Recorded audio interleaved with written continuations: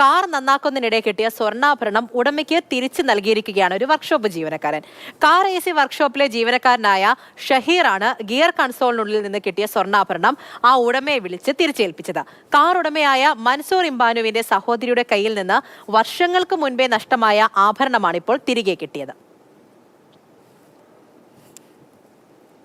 ഇവിടെ രാവിലെ വണ്ടി ഏൽപ്പിച്ചിട്ട് ഞാൻ ഡ്യൂട്ടി ഉണ്ടാവും. അങ്ങനെ ഉച്ച സമയത്തുണ്ട് ഈ ഷഹീർ എന്ന ഇദ്ദേഹം എന്നെ വിളിച്ചു.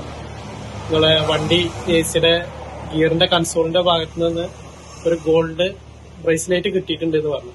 ഒരു 7 വർഷം മുമ്പ് എന്റെ സഹോദരിയുടെ ഒരു ബ്രേസ്ലെറ്റ് നഷ്ടപ്പെട്ടു. പക്ഷെ വണ്ടിയിൽ നിന്നാണ് നഷ്ടപ്പെട്ടതെന്ന് ഞങ്ങൾ കരുതിയിരുന്നില്ല. ഞങ്ങളൊരു അയൽവാസിയുടെ കല്യാണ ചടങ്ങിൽ പങ്കെടുക്കേണ്ട ആവശ്യം വന്നു. അങ്ങനെ കല്യാണ ചടങ്ങിൽ ആ സമയത്ത് ഫോട്ടോയിലൊക്കെ കയ്യുമ്പോ ബ്രേസ്ലെറ്റ് ഉണ്ട്. അതിനുശേഷം ഞങ്ങൾ വീട്ടിലെത്തി നോക്കുമ്പോഴാണ് സിസ്റ്ററിന്റെ കയ്യിൽ ബ്രേസ്ലെറ്റ് ഇല്ല. കൺസോളിൽ നിന്ന് ഒരു സ്വർണ്ണ ചെയിന് കിട്ടിയിട്ടുണ്ട് എന്ന് പറഞ്ഞപ്പോൾ തന്നെ എനിക്ക് വളരെ സന്തോഷമായി. ഗോകുൽ VS ആണ് നമ്മുടെ ഉള്ളത്. ഗോകുലെ, സ്വർണ്ണം കേൾക്കുമ്പോഴേ ഇപ്പൊ നെഞ്ചിരിപ്പായി പോവല്ലേ, എന്തോരം വിലയാ. അപ്പോൾ ആ പൊന്നിന്റെ വിലയേക്കാൾ വിലയുള്ള വലിയൊരു മനസ്സുള്ളത് കൊണ്ടാണല്ലോ അത് തിരിച്ചു കൊടുത്തത്.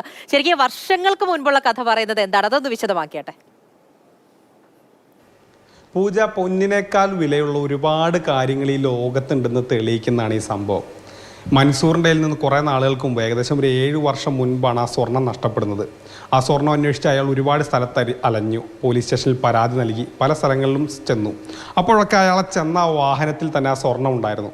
7 വർഷത്തിനപ്പുറം ഷഹീറിൻ്റെ ഈ വാഹനം നന്നാക്കുന്ന വർക്ക്ഷോപ്പിൽ ചെന്നപ്പോഴാണ് ആ സ്വർണം കണ്ടെത്താൻ കഴിഞ്ഞത്. അത് തിരികെ ഉടമയ്ക്ക് കൊടുക്കാൻ കാണിച്ച ആ മനസ്സുണ്ടല്ലോ, അത് സ്വർണത്തിൻ്റെയൊക്കെ ഏത് പവൻ തൂക്കമിട്ട് നോക്കിയാലും അതിനൊക്കെ അപ്പുറം ഉയർന്നിരിക്കും എന്നുള്ളത് ഉറപ്പാണ്.